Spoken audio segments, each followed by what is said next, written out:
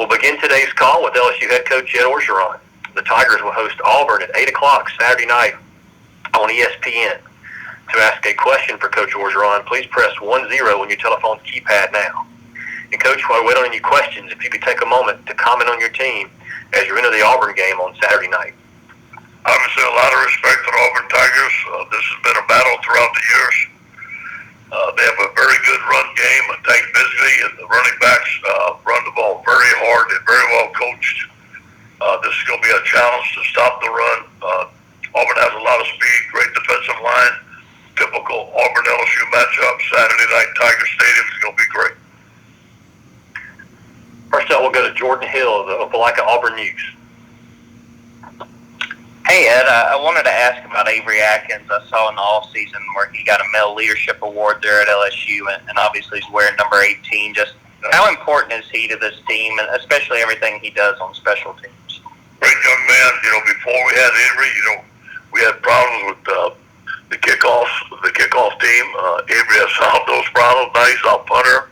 He's not only that, he's a great young man. He's a great student. He's getting his graduate degree. He's going to be very successful in life, a team leader, outstanding young man.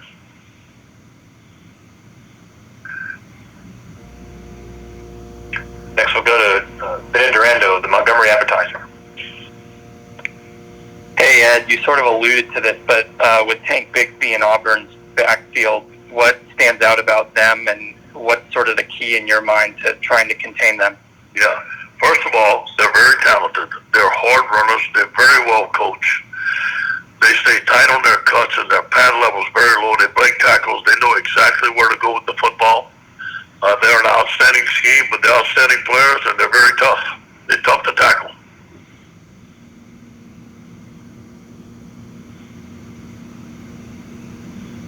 Next we'll go to Wilson Alexander of the Advocate. Hey, Ed, good morning. Good morning. Just wondering if you can update us on the status of Derek Stingley. Has he seen the doctor yet? I think he's in the process of seeing the doctor this week. Maybe seen a doctor. He's seen the doctor today. He flew out of town to see a doctor.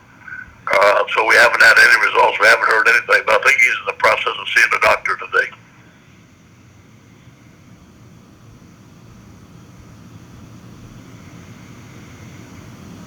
Next up is AP Stedham of WHEP. Good morning, Coach. Morning, man. How you doing?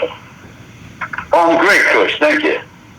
Thanks for asking. Coach, what have you seen or noticed about Brian Harsin's offense through the years? Have you ever competed against him or talked to some colleagues about his offense?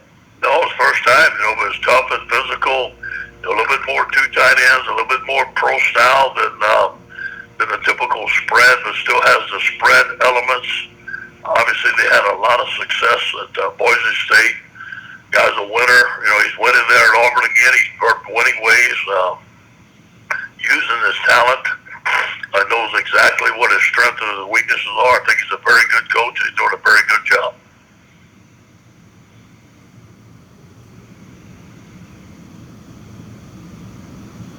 Next we'll go to Jock Doucette of WAFB.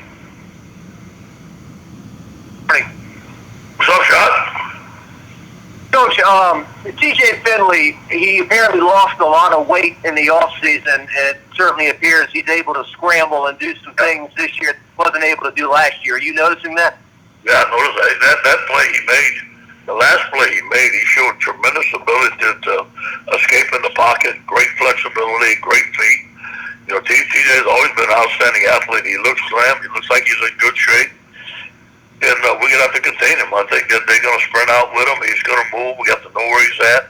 And he can make plays with extending the feet, so we have to be aware of that.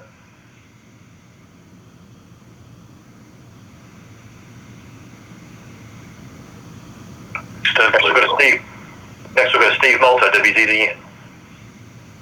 Morning, Coach. Say, Steve. It's good to talk to you again, Coach. You mentioned it earlier in the week about the fans being patient because of the late night kick. How important do you think the atmosphere is to this game, a late night there in Death Valley, Coach? No, I attribute our victories to Auburn into Florida in 2019 because of our fans, because of Death Valley. I think that we beat those teams because we were playing at home, and that helped us win the championship. So that says a lot. The energy that they bring us, it makes it hard on the opposing team, but it's not about the opposing team. It just lights us up, man. We just can't wait to get to Tiger Stadium. And think about this, Steve. This is the first time our freshmen, the first time our new coaches have really seen Tiger Stadium at night. So it's going to be a great energy boost for our team. And being a defensive guy, I can't help but want to get a thought or two on Auburn's linebacker core, in particular Owen Popo. What do you see out of the Auburn defense, Coach? Very instinctive, 99 yards rushing. You know, we tried to recruit Owen. He's all over the field, makes plays, short area quickness, great tacklers. They're hard to block. I mean, they're hard to block because they continue to diagnose and get off of blocks well, run to the football, and great tacklers. Thank you, Coach. You're welcome. If there are any other questions for Coach, please press 1-0.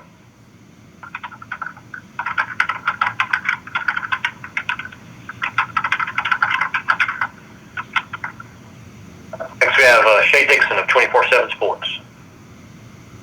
Hey, Coach, how are you? What's up, Shay? Oh, not a ton. I know you've wanted to get your run game going, and I know we ask you each week, but are you kind of just still in a wait and see with Trey Bradford and John Emery? Yeah, there's nothing that we've heard yet from either one of them, and so we're going to continue to work them until we get a final answer.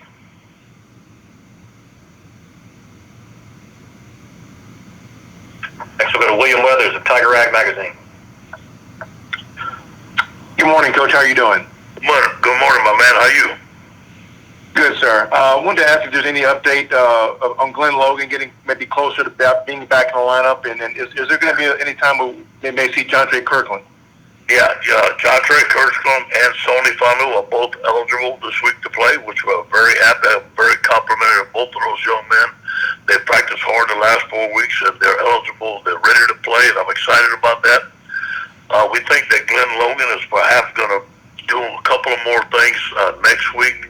I don't know if he's going to be ready. I was a little premature. I thought he was going to be ready, but the trainer says it's going to take a little while longer. But next week, I think he better practice a little bit. I don't know if he better play. Thank you, Coach. You're welcome. Coach, will wrap you up with a follow-up from Steve Moulton. Coach, I did have one more question about affecting the pocket. How would you evaluate how your front seven has affected the pocket through the first quarter of the season, Coach? Well, we lead the nation in sacks, and we rushed three against